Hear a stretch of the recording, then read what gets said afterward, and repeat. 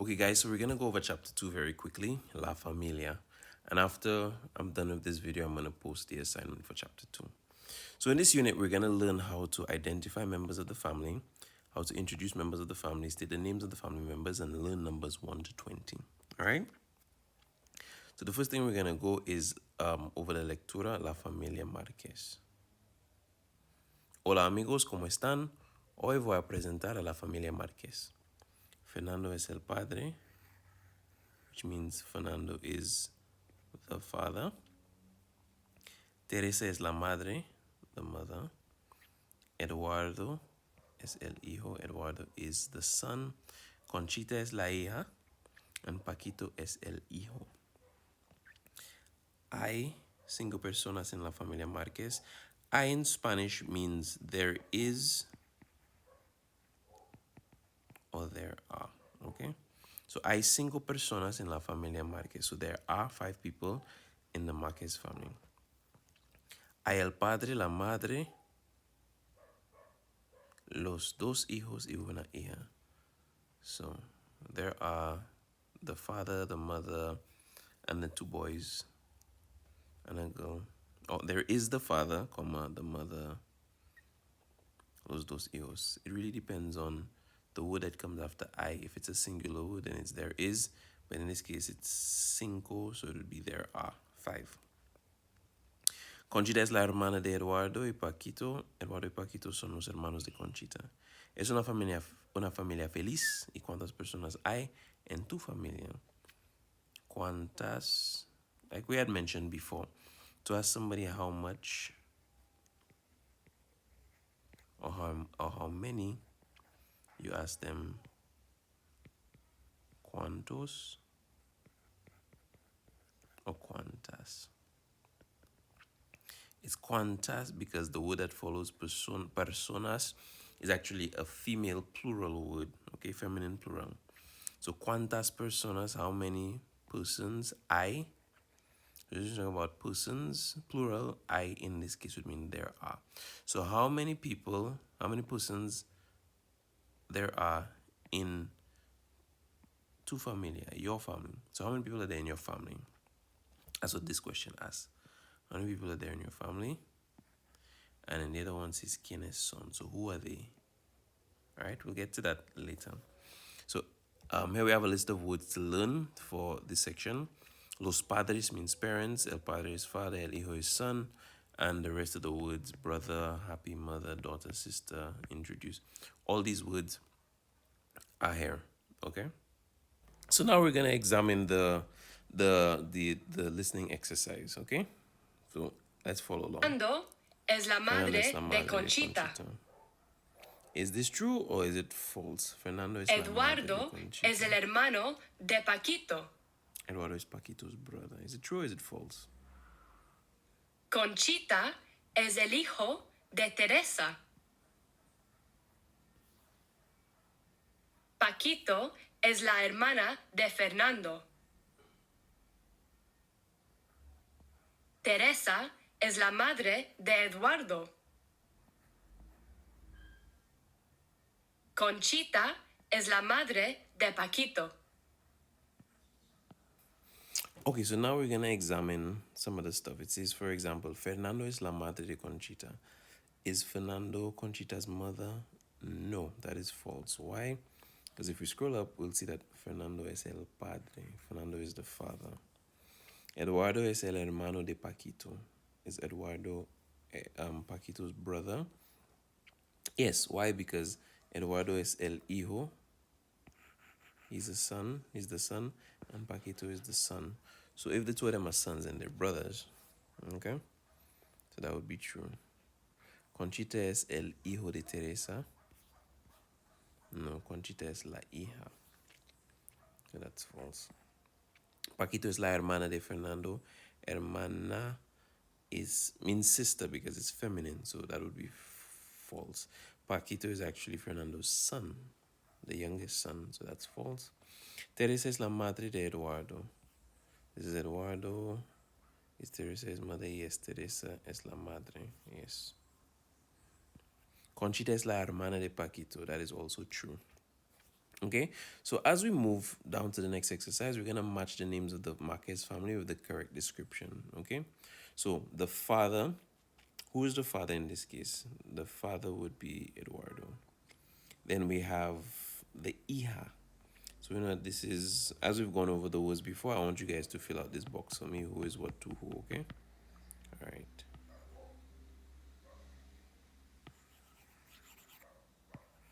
Now, some boxes will have more than one tick. For example, when we look at the case of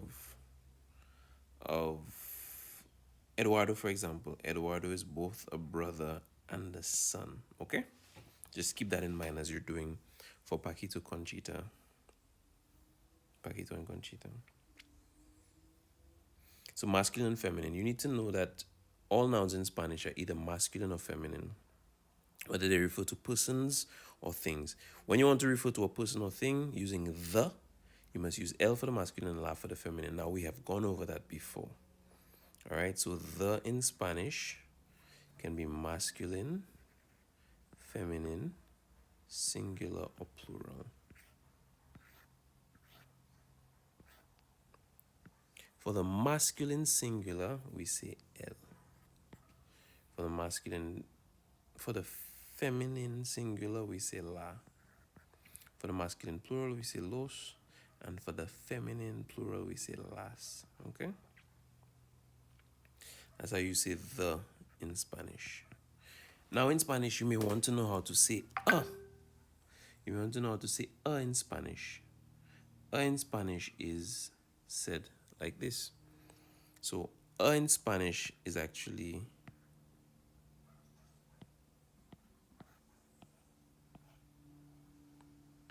so a is actually masculine singular is un, feminine singular is una, masculine plural is unos, and feminine plural is unas. Okay? You're not going to see now. There's a tendency that because the feminine plural is unas, and the feminine singular is una. There's a tendency to think that because the masculine is plural is unos, that the singular should be uno. But remember, the word uno is reserved in Spanish for the number one. Okay, it's the name given. It's the pronoun for the number one. Okay, so when you're saying you're gonna use un and not uno. Okay, just keep that in mind. So okay, so you say un niño, una niña, a boy, a girl. El hermano, which is masculine. La hermana, which is feminine. Here's a clue to remember. Most words that end in O are usually masculine, and most words that end in A are usually feminine. Now, when we do, there are exceptions to the rule, but when we do find these exceptions, I will highlight them for you guys so that you guys can take a note of them moving forward. Okay, so write the feminine or masculine of these words. It's done in my book, but for those of you who don't have it in your books, you guys can always just go over it just to get a better understanding of how to do this section. But the masculine is el padre, so the feminine is la madre. El chico, la chica. Un chico, a boy, so a girl, but using feminine singular for a. The boy, the girl, using masculine singular, masculine, feminine singular. All right. In Spanish, there is no apostrophe as in English. So if you want to say that some Eduardo's sister, you say the sister of Eduardo. So you say la hermana de Eduardo. Okay, we went over that in class. Hermanos can mean both brothers and sisters or just a group of brothers. As we said in Spanish, if it's just a group of guys, you can say hermanos. If it's a group of guys with girls, it's hermanos. If it's just a group of girls, it's hermanas. If it's a hundred gal, one man, it's still hermanos. If it's 1,000 gal, one man, it's hermanos. As long as there's one male in the group, you use the masculine form of the plural to describe the entire group. Excuse me. So number 5, we move on to like, how do you say that something belongs to something? As we had mentioned previously, you say dash D. So the example that I gave in class last week was Ben's house. In Spanish, you would say la casa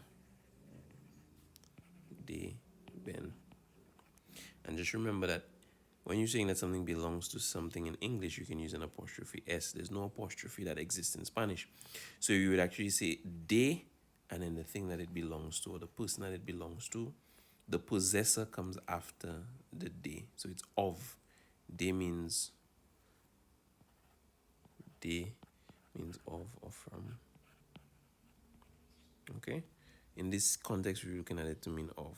So the house of Ben. The example here was the sister of Eduardo. Okay? So now we're gonna move on to say Sarita's mother. How do we say it? The mother of Sarita.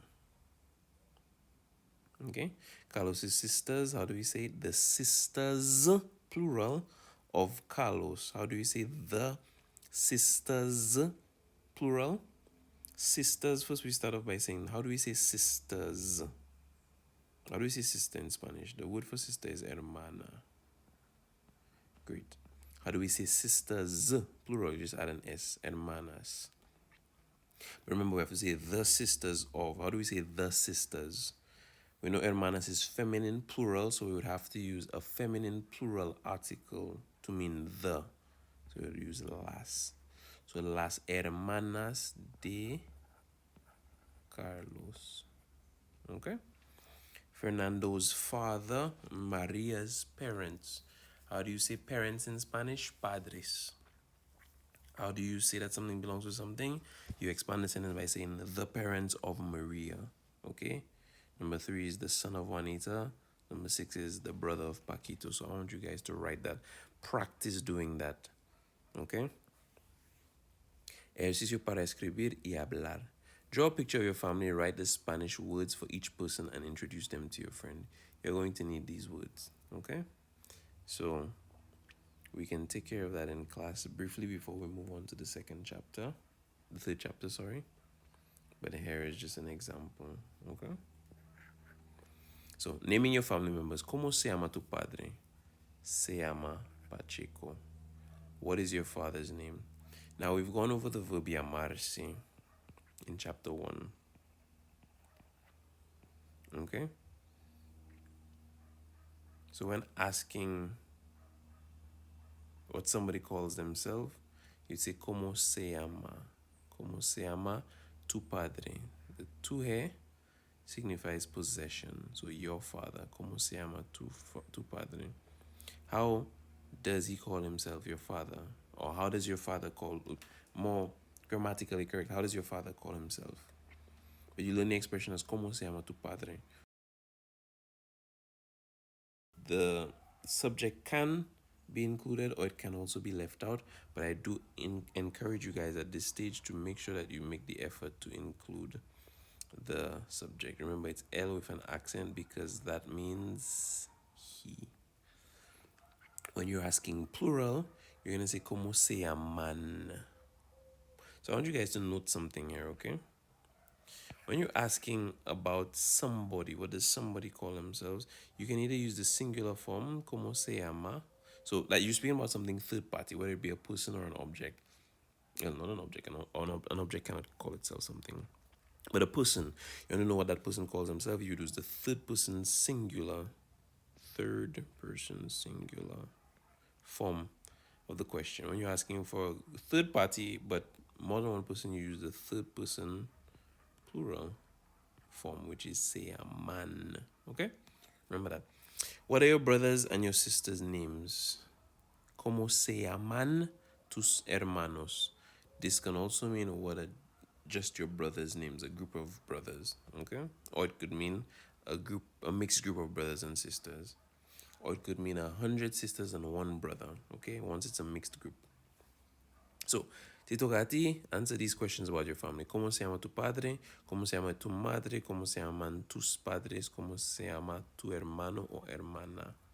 When responding, tu represents possession. You respond by saying mi dash in Spanish is how you say my dash. Tu dash is how you say your dash.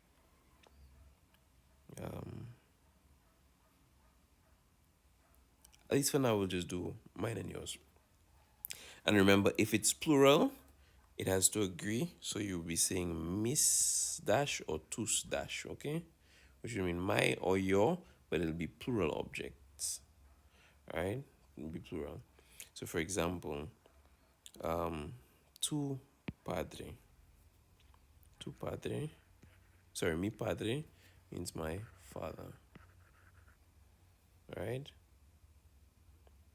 Tu madre means your mother. Just remember, the words for possession are me, tu. There's su, which means his or hers, or your, but formal.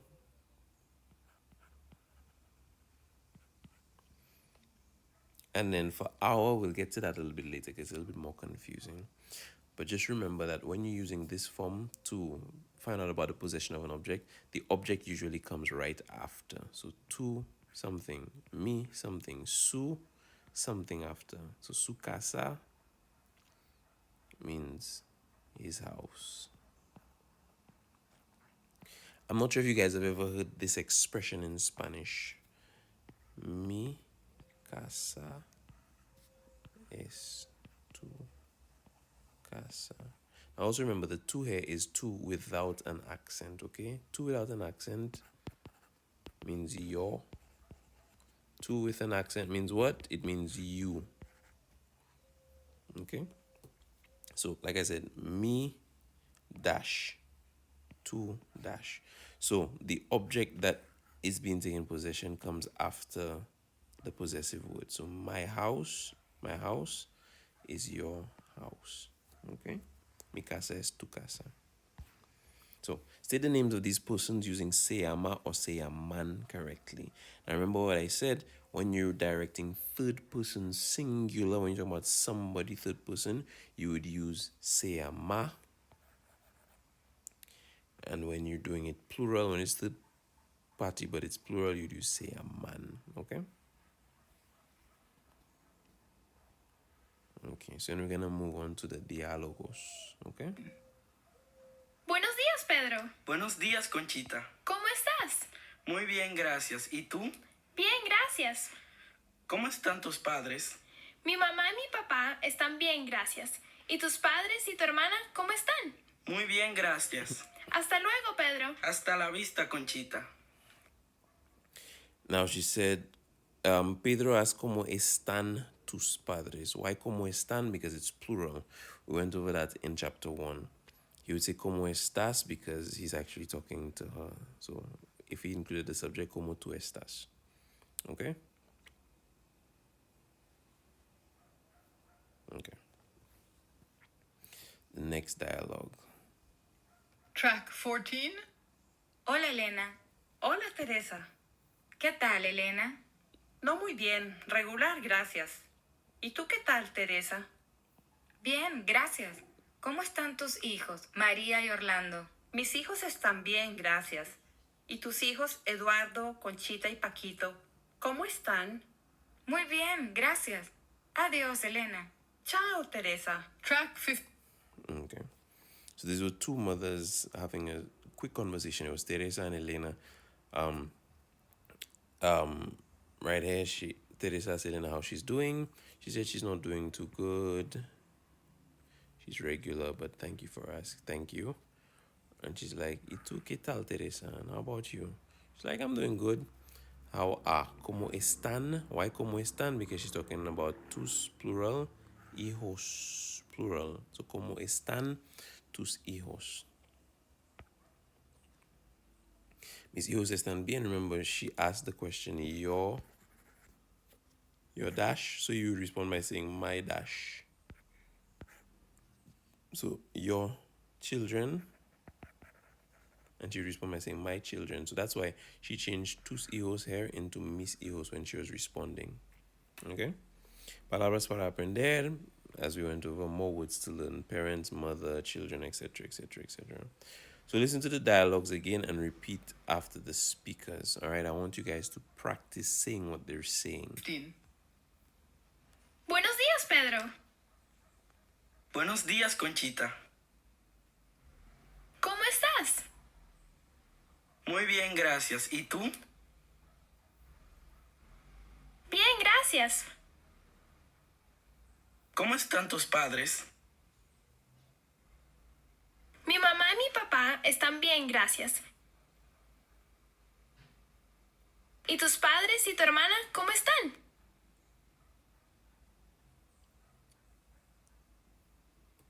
Muy bien, gracias. Hasta luego, Pedro. Hasta la vista, Conchita. Hola, Elena. Hola, Teresa. ¿Qué tal, Elena? No muy bien, regular, gracias. ¿Y tú qué tal, Teresa? Bien, gracias. ¿Cómo están tus hijos, María y Orlando? Mis hijos están bien, gracias. ¿Y tus hijos, Eduardo, Conchita y Paquito, cómo están?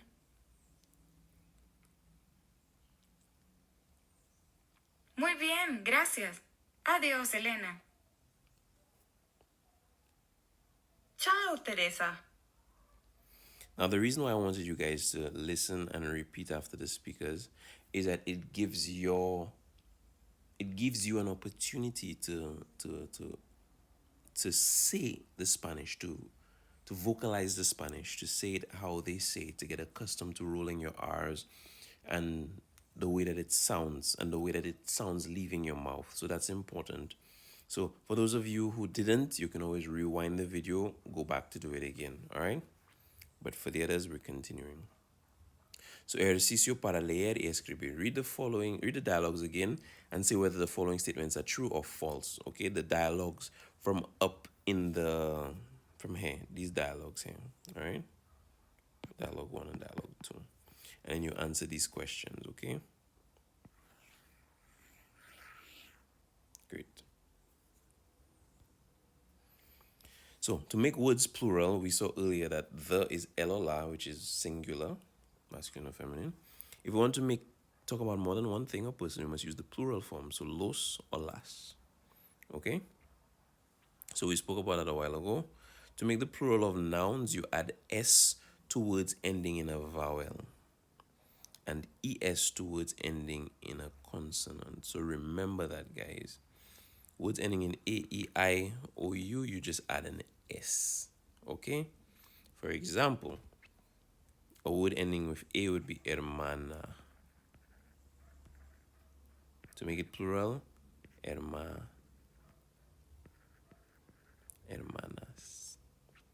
A word ending with e would be padre. To make it plural, well, el padre, los padres. Forgot la hermana, las hermanas. A word ending with I, let me see. There is not one that comes to mind at present, but a word ending with o, hermano, you put the s at the end of that. And a word ending with u, there's not one that comes to mind right now. But once they end with vowels, you add an s. If they end with a consonant, you make the following words plural. So here's just an example that I want you guys to do. Okay. We also came across the words me, mis, tu, tus. Me means my, tu means your. They need to have s when added when they refer to more than one thing. So mi hermana, which is a singular female sister. No, singular sister. Mis hermanas, because it's plural. Also want you guys to practice this table here so that you can get accustomed to making words singular and plural. All right. So here's an example to help you practice your vowels. Ejercicio de pronunciación. The poema. Lola toca la mesa blanca con su dedo pequeñito. No toca la silla nueva, toca la lámpara grande. Notice the accent on A. I didn't say toca la lámpara grande, I said toca la lámpara grande. Focus on the A. So I want you guys to go over that one more time. Lola toca la mesa blanca con su dedo pequeñito. No toca la silla nueva, toca la lámpara grande. So Lola touches the white table with con su dedo pequeñito, sorry, with a small finger. Well, pequeño is small, but when you add ito to the end of it, it means even small. So you can for a tiny little finger. No toca la silla nueva. She does not touch the new chair. Toca la lámpara grande. She touches the big lamp. And los números 1 a 20. All right, listen and repeat. So listen to the numbers from 1 to 20. I want you guys to learn these numbers. 1, I want you to learn them. 2, I want you all to learn how to pronounce them. And 3, I want you guys to get accustomed to the spelling. All right, because I may ask you a question, for example, how old are you? Written form, and you would have to respond using the written form. Okay, so here's how it sounds in Spanish. Track 16. 1, 2, 3, 4, 5, 6, 7, 8, 9, 10, 11, Not 11. 12, 13, 14,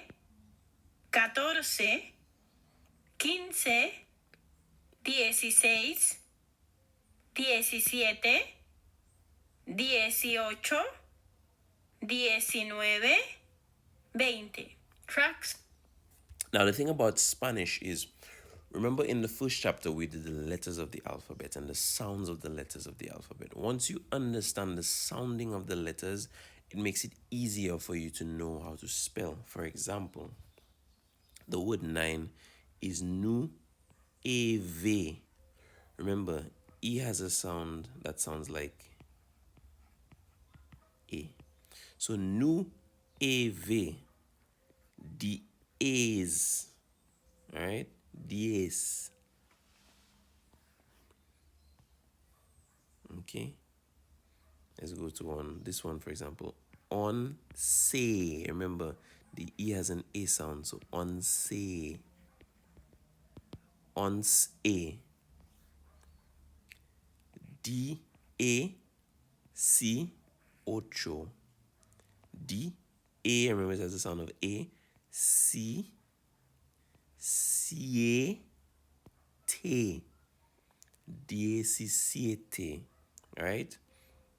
This one here, a lot of people in a rush they pronounce it as veinte. It's not veinte. It's veinte. Ve. Remember the E has a sound of what? It has a sound of AYE. Okay. Learn these guys. Tito Gati, how good at counting are you? Counting 2s in Spanish up to 20. Counting 5s in Spanish up to 20. Counting 10s in Spanish up to 20. Okay? Busca palabras. Find the Spanish words for the following numbers in the square. So that's why I told you guys it's important to learn how to spell the words. Okay? Because it will come on the exam. It will come on the assessments that I would be posting throughout the semester. So when you guys get some time, do this. For those of you who don't have the book, which strikes me as a little bit weird, but for those of you that don't have the book, you can just pretty much just pause the video here and find the words. Okay? Now that you're good at counting in Spanish, let's play a game. Ask your classmates to count around the class. Every time you reach a number that can be divided by 3, that person must say epa. Why epa? Because remember, E has the sound A, so epa. Anyone who makes a mistake will be out. Have fun. So, you know what? We can look to play this in class next week. Busca palabras is another crossword puzzle. Ejercicio de pronunciación. Here's another exercise to help you pronounce your vowels correctly. Rima y juego. Pito, pito, colorito. ¿A dónde vas? Tan bonito. A la acera verdadera. Ping-pong, bota y fuera. Remember, guys, take your time to pronounce the letters. Pito, pito. colorito. ¿A dónde vas tan bonito? What sound does the E have? The E makes the A sound. So, a la acera verdadera, ping-pong, bota y fuera. Okay? Go over that again, get accustomed to listening to how it sounds. Rewind the video to where I started and I explain it so you guys can hear how it sounds again.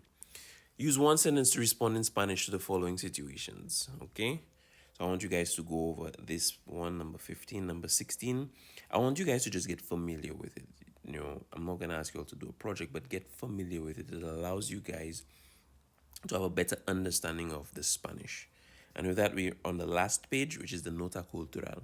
Remember that tú and usted, tú with the accent, and usted both mean you in Spanish. The difference, however, is that tú is used in a familiar or informal way to address persons such as friends or family, and usted is a formal, polite way to address persons you don't know well or persons to whom you owe respect. I need you guys to remember the two main instances where you use usted. For people, one, that you don't know well. For people, one, that you don't know well. And two, people whom you owe respect, such as older persons, senior persons, teachers, authority, police officers, etc., etc., etc.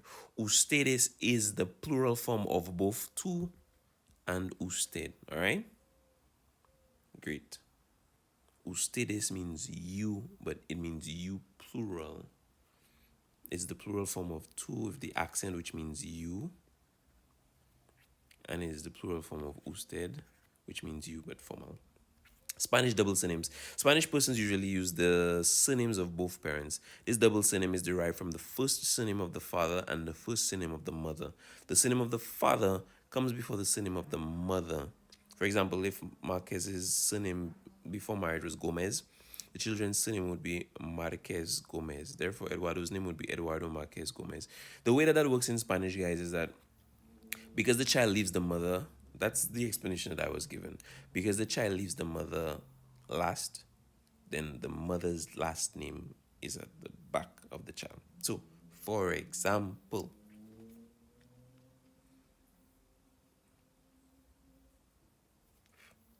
excuse me. So, for example, when Eduardo gets married and has a child, this name will be the child's first last name. So Eduardo, let's say Eduardo has a child and he names his child Edmundo. It'll be Edmundo Gomez, followed by the last name of Edmundo's mother. Okay? Because the child would leave the mother last. But just giving you guys just a cultural note. So with that, we are done with chapter 2. We're going to be preparing to go over chapter 3 coming this week. Plus, I'll be posting another assignment for chapter 2 this weekend to be due later during the week. Sorry, not this weekend, my bad. It was an assignment later in the week. That'll be due next week. All right, guys? If you have any issues, any questions, any concerns, please feel free to message me.